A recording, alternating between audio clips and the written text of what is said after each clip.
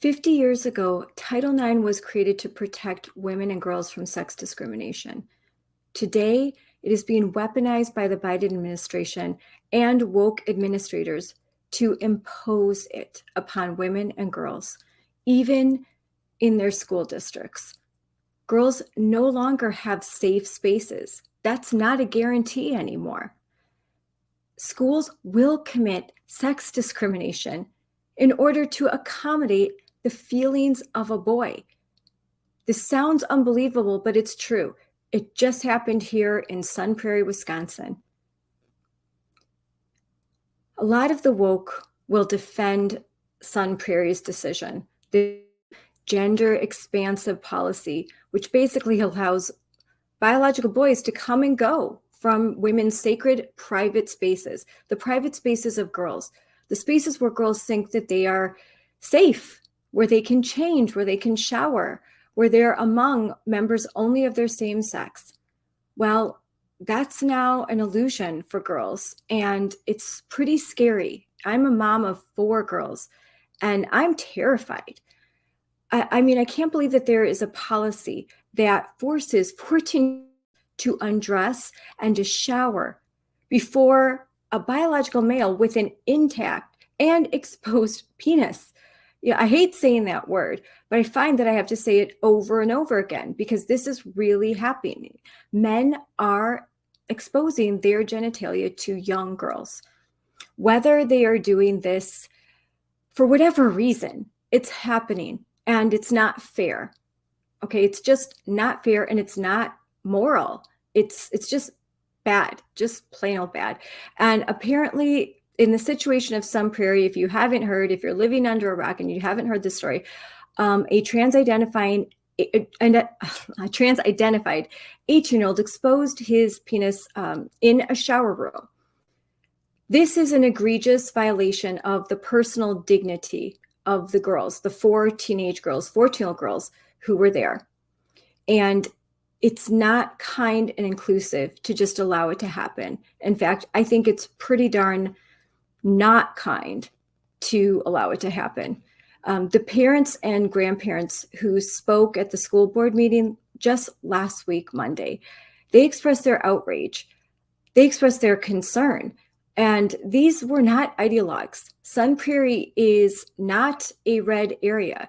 It is a primarily blue area that voted for Biden overwhelmingly, probably over 70%. Yet members of that community, regardless of political affiliation, knew that what happened was wrong. And they called the district to the carpet. They called them out for the most part. There was probably only one person that spoke out, a young boy, and what he had to say was pretty shocking. But let's just continue on here. It's really important that school boards in Wisconsin and across the state, that they care about the rights and the safety of all children, not just certain groups, not just certain privileged groups that they deem worthy of protection at the expense of all the other kids. That's not fair. That's also not in line with Title IX, not at least in my opinion, and I think the Wisconsin Institute for Law and Liberty would agree with me. The few who support the notion that we should pretend that biology isn't real, just pretend it's just a feeling, that there are no real differences between girls and boys, and that boys can just say, hey, I feel like a girl, and so I think I'll go shower in the girls' shower room. That's not science. That's insanity. That's just doesn't make any sense. Doesn't make any sense to most of the country, at least most of us who are rooted in biological reality and who are the mothers and fathers and grandparents of the girls who are going to feel violated by such definitions. It's not fair.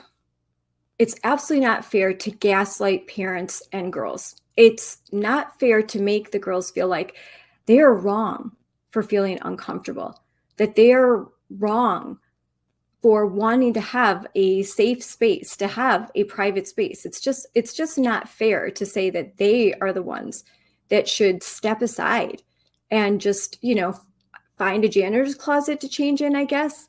I mean, that's just not fair. To tell girls that they should just kind of smile as biological men take their spaces and soon take their titles, take their opportunities, take their spots on a team, take their trophy, break their records, and finally, take their very private, sacred spaces. I and many others like me are just here to say enough. We're just going to call a spade. We're going to tell the truth. In a world gone mad, truth needs to prevail. It has to. I have to believe that. And I want to say enough with the emotional blackmail employed just to silence us, to silence women's girls and suppress our voices of sanity. We just want common sense policies. We want to prioritize safety and fairness for all students, including girls, not at their expense. I think it's about time that we all stand up and we all say the emperor has no clothes. This gender inclusion policy just doesn't make sense. There has to be a better way, and school districts need to find a better way. It's imperative. They spend a great deal of money. They are allotted a huge sum of money every year. Often they're looking to expand and to build. Many of these districts have just had multi-million-dollar renovations. They couldn't install some single stall showers to accommodate transgender students or to accommodate students who are just maybe shy. So I think there is a better solution, and one that is obvious and staring us right in the face, that we find a different way to accommodate the very few transgender students that would require them for after gym and in showers and in bathrooms. I think that's the fair thing to do, and I think it all kids, and it is truly kind and inclusive to be fair and to acknowledge there are biological realities, and we shouldn't subject young girls to male genitalia in a high school. That's just